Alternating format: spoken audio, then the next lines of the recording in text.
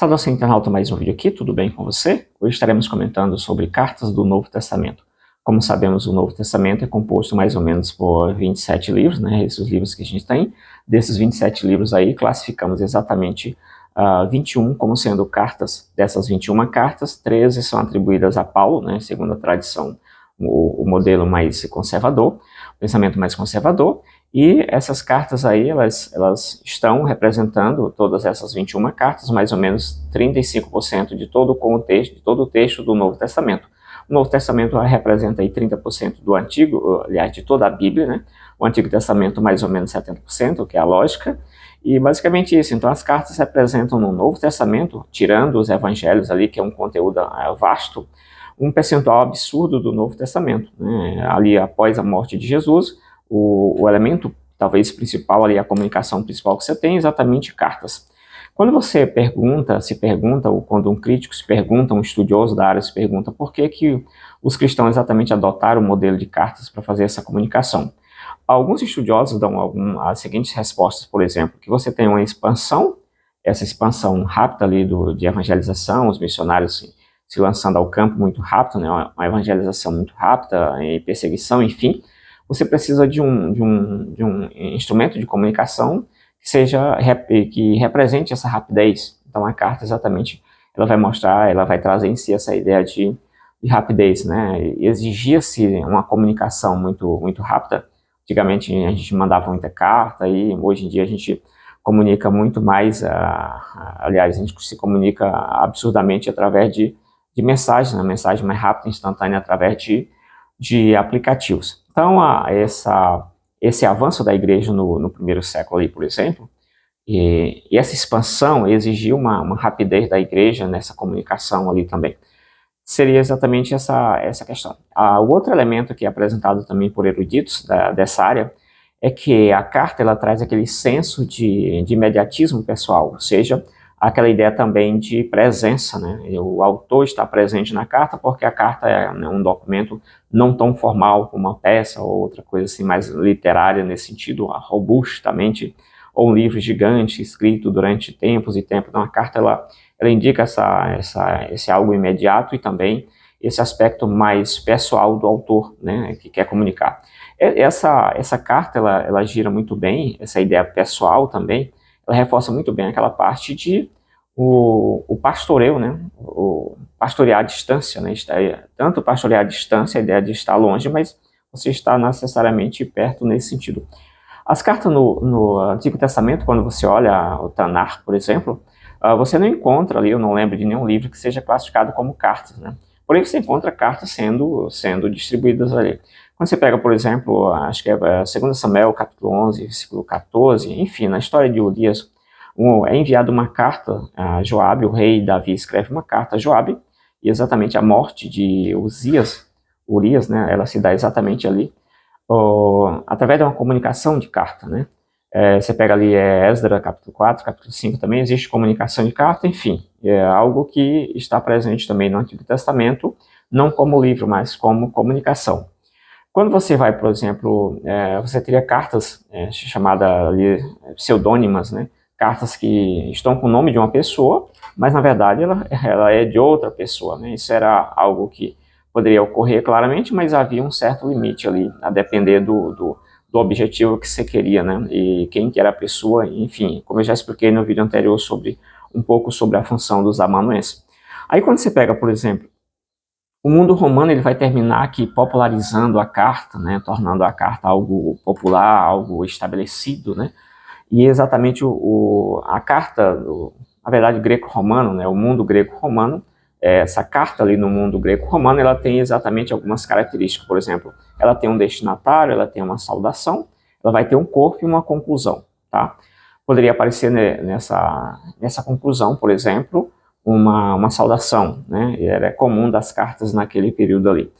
Quando você vai, por exemplo, às cartas do Novo Testamento, algumas cartas elas não apresentam essa abertura epistolar, por exemplo, Hebreus e João também, 1 João, não aparece essa abertura epistolar. Exatamente aí uma das características já das cartas do Novo Testamento. Quando você vai para a questão da diferença, qual a diferença entre as cartas do Novo Testamento e as cartas do mundo greco-romano? Haveria diferença? Haveria semelhança, primeiramente, com aquele padrão básico de uma carta, porém, autores também especialistas nessas áreas levantam algumas características das cartas do Novo Testamento que as diferenciam das cartas do mundo greco-romano. Por exemplo, a gente vai ver a questão da extensão. Você pega Cícero, né? Cícero escreveu mais ou menos aí 776 cartas. Dessas 776 cartas, a quantidade de palavras vão de 22 palavras até um total de 4.134 palavras. Aliás, 2.530 palavras, né? Então, de 22 palavras até 2.530 palavras. Quando você pega Sêneca escreveu 124 palavras, né? E aí, aliás, 124 cartas.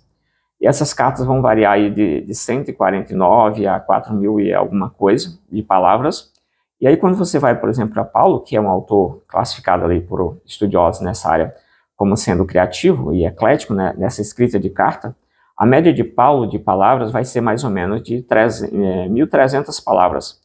Isso, e você tem, por exemplo, Romanos, que é um livro que tem aproximadamente 7.114 palavras.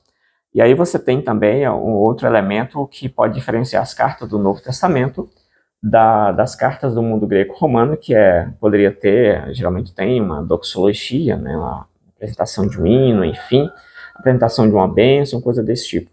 Além também de influências judaicas nessas cartas, e seriam basicamente, também depender da ocasião e também do propósito, tá? Em relação à classificação dessas cartas, é correto a gente dizer que existem cartas e epístolas? Qual é a diferença de cartas e epístolas, né? Basicamente, essa ideia nasce com Adolf Dasman, né? Que ele foi um estudioso que fez estudo relacionado a essas cartas, e ele concluiu que nesse mundo de cartas greco-romano, e também ali relacionado ao Novo Testamento, né, ele vai fazer isso, existem duas classificações. A primeira classificação seria exatamente a classificação de epístola. Na classificação de epístola, você tem uma peça literária pública. Essa peça é uma peça cuidadosa, elaborada cuidadosamente, né, composta cuidadosamente, e do outro lado você tem a carta. Então você tem epístola de um lado e carta de outro. A carta ela já tem uma característica mais de uma comunicação privada, desprovida, despretensiosa, né, que não tem aquele objetivo de ser robusta, de ser rebuscada, né? Seria uma comunicação um pouco mais pessoal, tá?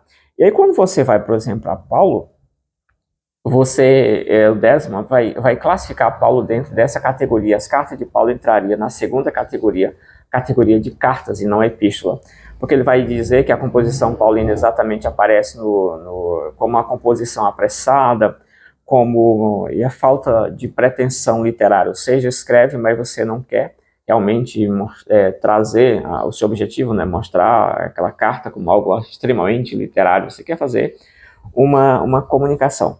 Bom, academicamente, né, baseado nessas fontes que eu trago aqui para esse vídeo, você tem exatamente que a academia hoje, em sua maioria, reconhece que essa definição de Desmond não é uma definição correta, ou seja, você não dá para fazer uma definição que no mundo greco-romano você tem as cartas e você tem as epístolas, porque as próprias cartas você tem dentro do mundo greco-romano com várias características que vão desde cartas mais simples a cartas mais elaboradas, né, por exemplo, pedir de dinheiro, algum recibo, alguma coisa assim.